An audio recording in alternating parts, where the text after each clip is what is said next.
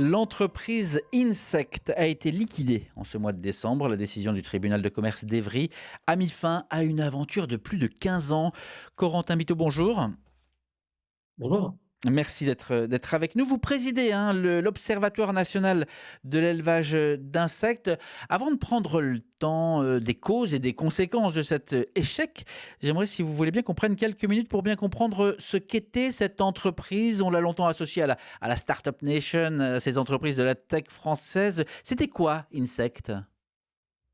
C'est Insect, c'était une entreprise vraiment très prometteuse. Elle a été fondée en 2011. Elle a été soutenue par, l'État français, par la Banque publique d'investissement. À son inauguration, il y a 4-5 ans, il y avait 3 ministres qui étaient présents. Donc c'est vraiment quelque chose dans lequel, beaucoup de personnes croyaient. Il y avait des rapports de, la FAO de l'ONU qui disaient que, les insectes pourraient être écologiques, une solution, pour produire des protéines de manière durable, contribuer à une économie circulaire. Et donc sur le papier, il y a plein d'avantages, mais c'est vrai qu'aujourd'hui, on se rend compte qu'il y avait beaucoup, beaucoup plus de défis que prévu et le secteur est en grande difficulté financière. Vous soulignez l'aspect durable auquel on croyait, on pensait. On va y revenir notamment aussi à l'impact environnemental et écologique de ces protéines d'insectes.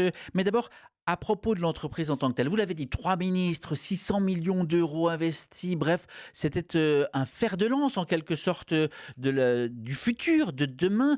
Quelles sont les grandes difficultés qui ont causé la perte d'insectes?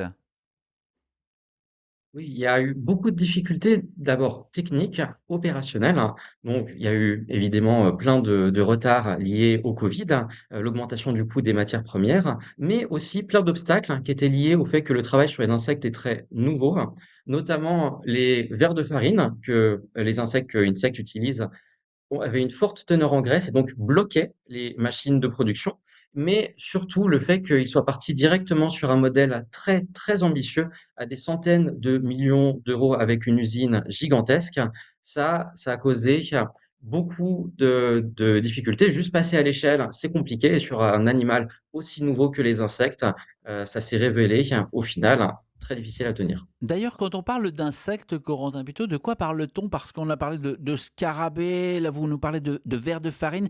Quand on dit ces insectes, de quoi s'agit-il? Oui, en fait, Insect utilisait le ver de farine, qui est une espèce de scarabée, donc Tenebrio molitor, et c'est un des insectes qui est le plus élevé dans le monde. Les autres sont également les mouches soldats noirs, utilisées par exemple par Innovafid, ou les grillons, et ils sont alors on a longtemps mis en avant les insectes pour l'alimentation humaine, mais l'acceptabilité est très faible, donc c'est principalement pour l'alimentation des animaux d'élevage ou des animaux de compagnie qu'ils sont utilisés aujourd'hui. Les vers de farine, je ne sais pas si ce sont les mêmes, mais ce sont de bons appâts pour la pêche à la truite en première catégorie. Est-ce que ce sont des vers de farine? Une question sur les autres leaders. Est-ce qu'il en existe, par exemple en France, en Europe, et quel est leur avenir? Il se trouve que la France est justement leader sur le sujet de l'élevage d'insectes dans le monde. Le secteur a reçu plus de 2 milliards d'euros de financement dans le monde et 1 milliard en France pour les entreprises françaises, avec notamment Innovafid, 450 millions d'euros d'investissement, et Agronutrice, 100 millions d'euros d'investissement. Qui, voilà, ainsi que d'autres entreprises plus petites comme Inverse qui ont des modèles plus décentralisés.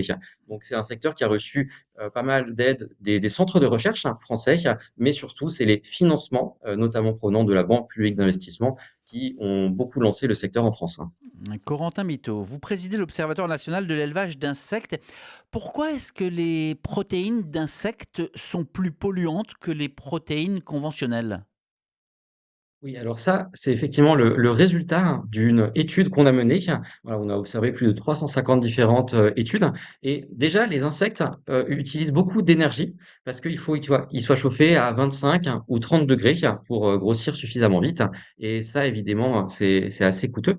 Mais surtout, c'est le fait qu'il y avait une promesse associée à l'élevage d'insectes, c'est le fait qu'on peut nourrir ces insectes avec des déchets. Voilà, c'est l'économie circulaire et ça, c'est quelque chose qu'on retrouve très peu en pratique. Souvent, les insectes sont nourris avec des coproduits agricoles à base de céréales comme le son de blé, qui sont déjà utilisés par, d'autres industries, par l'alimentation des animaux d'élevage conventionnels, ce qui fait que c'est beaucoup moins, pertinent que prévu. Ça ajoute aussi au niveau des coûts. Voilà, et donc la raison pour laquelle on utilise peu de déchets, c'est pour des raisons réglementaires, pour des raisons sanitaires, mais également pour des raisons logistiques et nutritionnelles. Si je prends le contenu de ma poubelle actuellement, c'est assez instable en termes de contenu. C'est très dur d'avoir un produit de qualité si jamais je donne ça à des insectes.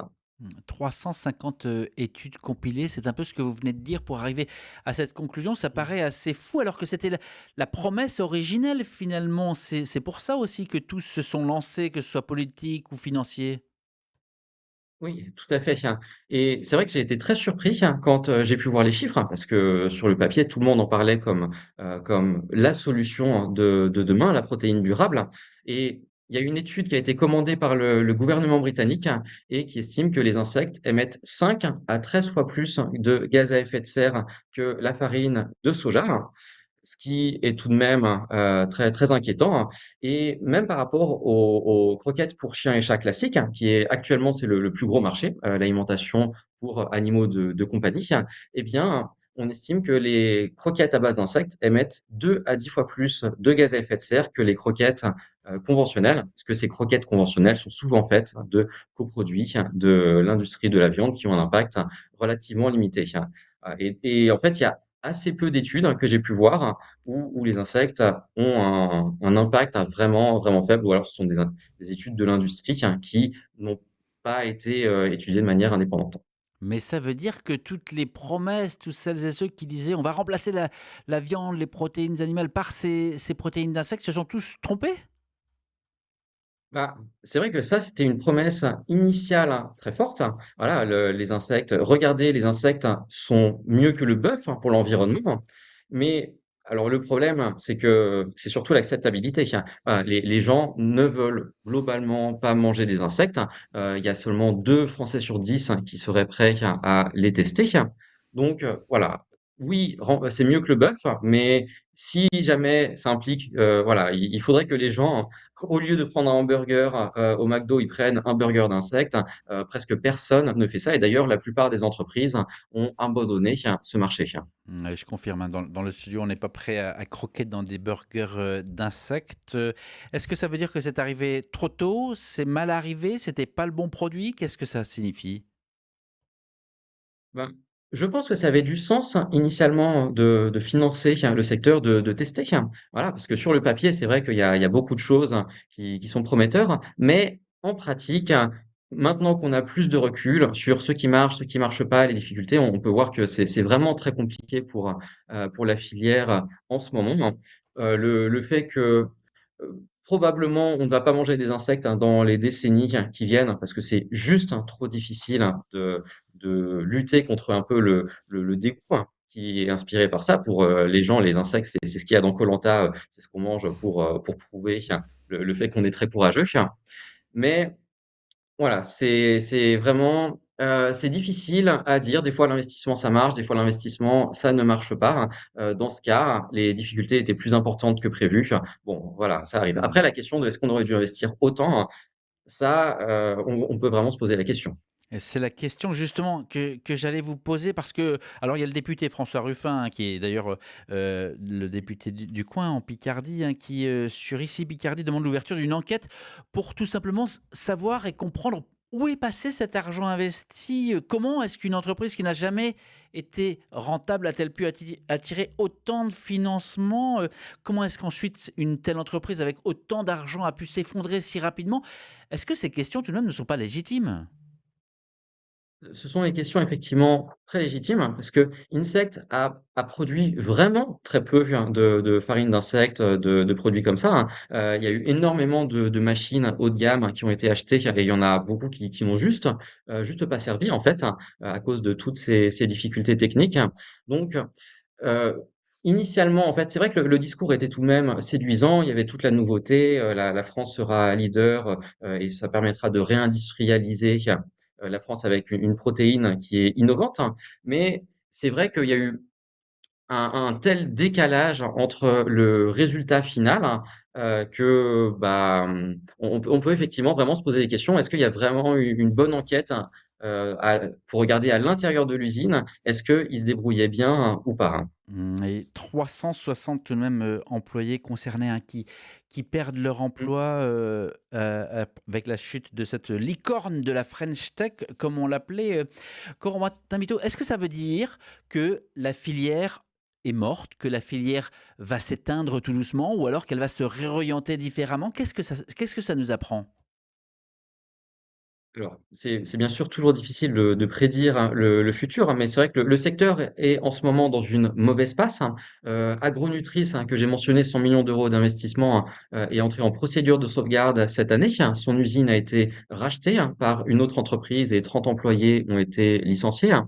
Du côté de Innovafeed, hein, voilà, ils disent, mieux se porter, hein, parce qu'ils ont fait certains choix stratégiques, qui étaient effectivement plus pertinents et ils se sont déployés plus progressivement avec une autre espèce d'insecte, mais quand on regarde leur chiffre d'affaires, c'est 5 millions d'euros en 2024 et leur perte, c'est 35 millions d'euros en 2024. Donc, pour l'instant, ils sont loin d'être rentables. Leur usine aux États-Unis a été mise en pause, pour 18 mois. Donc, c'est très compliqué. La plus grande difficulté, en fait, pour le secteur, c'est le marché. C'est trouver un marché qui est rentable. Parce que pour l'alimentation humaine, bon, les gens n'en veulent pas. Pour l'alimentation pour animaux de compagnie, c'est du haut de gamme, hein. C'est un marché de niche qui est probablement déjà saturé, hein. Donc pour soutenir des gigantesques usines, ça va être compliqué. Et pour l'alimentation des animaux d'élevage, voilà, notamment, l'aquaculture, les poissons, hein, les insectes coûtent bien trop cher. Ils coûtent 2 à 10 fois plus cher que les protéines conventionnelles et ça, c'est un frein massif à une, industrie qui voulait réinventer la chaîne alimentaire. Donc c'est possible qu'il y ait des niches dans lesquelles les insectes peuvent se positionner, mais à très grande échelle et révolutionner l'agroalimentaire, ça va être très, très compliqué et on peut s'attendre à d'autres difficultés financières du secteur, dans les années qui viennent.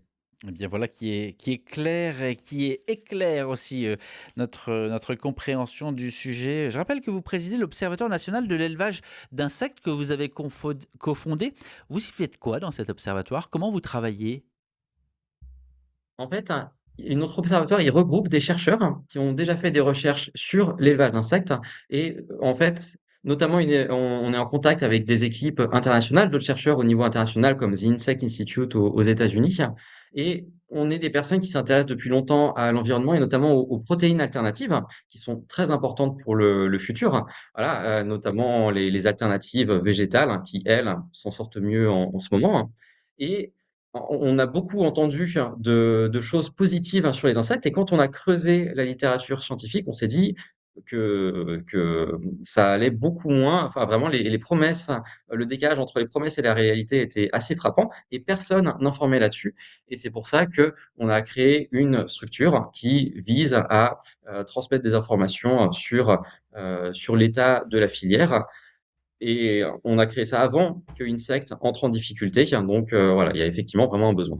Et est-ce que, par exemple, je vois que vous invitez, vous appelez aussi à réévaluer les soutiens publics à l'élevage d'insectes, enfin, c'est-à-dire que ce sont des invitations, alors basées effectivement, vous l'avez dit, sur des enquêtes, et cetera. Mais est-ce que vous êtes entendu? Est-ce que vous avez des interlocuteurs qui vous écoutent?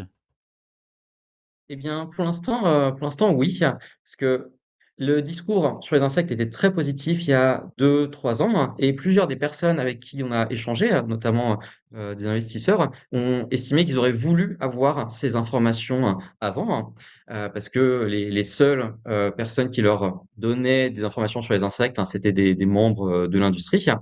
Et voilà, il y a de plus en plus une reconnaissance du fait que le modèle de l'élevage d'insectes avec des gigantesques usines, est en difficulté. Il y a beaucoup de dirigeants de petites entreprises d'insectes, qui le reconnaissent, eux-mêmes et effectivement, pour un investissement public, c'est un secteur qui est très risqué et il serait pertinent de mettre en pause ces investissements, en tout cas jusqu'à ce que de nouvelles preuves arrivent pour nous dire que oui, au niveau, environnemental et économique, ce sera très pertinent. Mais bon, pour l'instant, il y a des raisons d'être sceptique vu la situation actuelle.